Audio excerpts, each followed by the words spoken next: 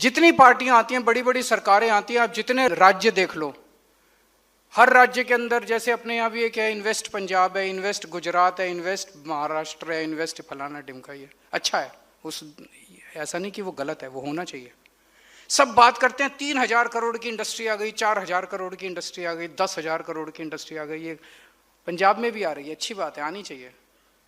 लेकिन एक छोटा दुकानदार जो अपनी किराने की दुकान चला रहा है, जो अपनी कपड़े की दुकान चला रहा है, जो अपनी ब्रेड की दुकान चला रहा है, उसकी तरफ किसी का ध्यान नहीं गया आज तक, किसी का ध्यान नहीं गया। टाइल्स की दुकान चला रहा है, टेक्सटाइल की दुकान चला रहा है, उसकी तरफ किसी का ध्यान नहीं गया। छोटी मार्केट के अंदर जो दुकान चला रहे हैं उनकी तरफ किसी का, पहली बार एक सरकार आई है जिसका उस छोटे दुकानदार की तरफ ध्यान गया है। ये जो पूरी मशक्कत की जा रही है, इतने सारे स्टेट लेवल पे कमीशन बना रहे हैं, डिस्ट्रिक्ट लेवल पे कमीशन बना रहे हैं, हल्के लेवल पे कमीशन, इसका मकसद यही है उस छोटे दुकानदार की जिंदगी में सहूलियत देना, उसको काम करने में मदद करना। वो चक्कर काट काट के, दफ्तरों के चक्कर काट काट के परेशान है, उसे समझ नहीं आ रहा किसके पास जाऊं, या तो सिफारिश करो या रिश्वत दो, उसके बिना उसका काम। अब ये बंद करना पड़ेगा। जैसे अभी मनीष जी ने कहा, अब हम ऐसा सिस्टम बना रहे हैं जिसके जरिए आपको ही सरकार बना रहे हैं। तो ये जो स्टेट लेवल पे एक कमीशन है, फिर डिस्ट्रिक्ट लेवल पे जो सबसे इंपॉर्टेंट इसका टीयर स्ट्रक्चर है, उसमें जो आपका हल्के लेवल का कमीशन है, हल्के लेवल का कमीशन जो है वो, उसमें आपके लोग होंगे, व्यापारी होंगे, और व्यापारी के साथ साथ लोकल पुलिस प्रशासन से होंगे, पुलिस से होंगे, प्रशासन से होंगे, एसडीएम उसका मेंबर है, शायद एसडीएम है, डीएसपी उसके मेंबर हैं, और उनको जिम्मेदारी दी गई कि हर बाजार में जाके सारे बाजार के दुकानदारों की मीटिंग बुलाएंगे, और उस मीटिंग में उनसे पूछेंगे कि उनकी क्या क्या समस्याएं हैं। 3 किस्म की समस्याएं मेरी समझ में आती है, वैसे कोई भी समस्या बता सकते हैं। एक समस्या इंडिविजुअल दुकानदार की हो सकती है, कोई कहे जी मैं फलाने कब से चक्कर काट रहा हूँ, ये कर रहा हूँ, वो कर रहा हूँ, मेरा काम नहीं हो रहा। एक इस तरह की इंडिविजुअल समस्या हो सकती है, व्यक्तिगत समस्या हो सकती है। दूसरी बाजार की समस्याएं हो सकती है, सड़क टूटी पड़ी है, टॉयलेट नहीं है, पीने का पानी नहीं है, बाजार में लोगों को दिक्कत हो रही है, व्यापारियों को दिक्कत हो रही है, कस्टमर्स को दिक्कत हो रही है। बाजार से रिलेटेड, इंफ्रास्ट्रक्चर रिलेटेड जितनी समस्याएं वो आप बता सकते हैं। वो एमएलए डेवलपमेंट, एमएलए फंड से भी हो जाएंगी, वो प्रशासन के फंड से भी हो जाएंगी, वो तरह तरह की होंगी, बिकॉज प्रशासन भी वही। लॉ एंड ऑर्डर की समस्या हो सकती है, आप बता सकते हैं कि यहाँ चोरियां बहुत हो रही हैं जी, चेन स्नैचिंग बहुत हो रही है, पुलिस वाले वहीं बैठे होंगे, उनको उस पर समाधान, 90% समस्याएं आपकी वहीं सॉल्व हो जाएंगी।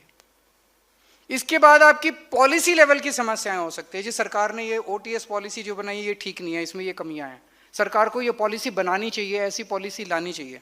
वो पॉलिसीज को रिकमेंड करेंगे राज्य स्तर के ऊपर, और राज्य स्तर के ऊपर उनका समाधान किया जाएगा। तो मुझे लगता है कि जो ये पूरा ढांचा बनाया गया, हमने बड़ी उम्मीद के साथ बनाया है कि अब छोटे दुकानदारों को इस जितनी भी समस्याएं आती हैं वो सारी समस्याएं, जैसे अभी चीमा साहब ने बताया कि ओटीएस की पॉलिसी थी, वो ओटीएस की पॉलिसी पुराने सरकारों ने बनाई, उनकी नीयत ही नहीं थी उसको लागू करने की, वो ऐसी बनाई जो कभी लागू ही नहीं हो पाई। अब जनता से बात करके, लोगों से बात करके अगर हम पॉलिसीज बनाएंगे तो वो पॉलिसी हमारी लागू भी होगी।